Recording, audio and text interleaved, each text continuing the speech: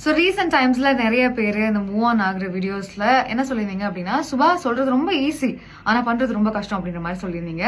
S, நான் agri பண்ணிக்கிறேன். சொல்றது ஈஸி தான், பட் மூவ் ஆன் ஆகுறது கஷ்டம் தான்.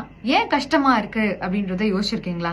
அதுக்கு காரணம் எப்போதுமே நம்ம கூட யாராவது ஒருத்தங்க இருக்கணும், நம்மளை கம்ப்ளீட் பண்றதுக்கு ஒருத்தங்க தேவைப்படுறாங்க அப்படின்ற மாதிரியான மைண்ட் செட். அண்ட் நம்பர் 2, நீங்களே ஹோப்பை கிரியேட் பண்ணிக்கிறீங்க.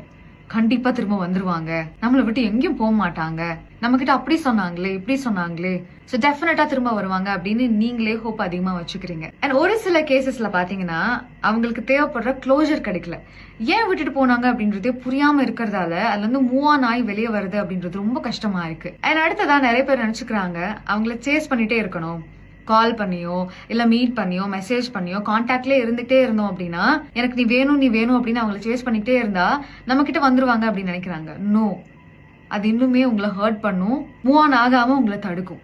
அண்ட் ஃபைனலி நோ கான்டாக்ட் அப்படின்றது ரொம்ப இம்மெச்சூரான விஷயமா பல பேர் பாக்குறாங்க. அவங்கள பிளாக் பண்றதா இருக்கட்டும், நம்பரை டிலீட் பண்றதா இருக்கட்டும், இதெல்லாம் ரொம்ப இம்மெச்சூரா இருக்கும் அப்படின்னு நினைக்கிறீங்கன்னா no.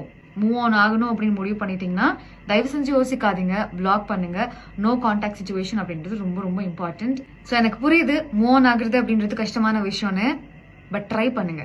One step at a time. டெஃபினட்டா மூவ் ஆன் ஆயிடுவீங்க. See you in another video. Tata boy.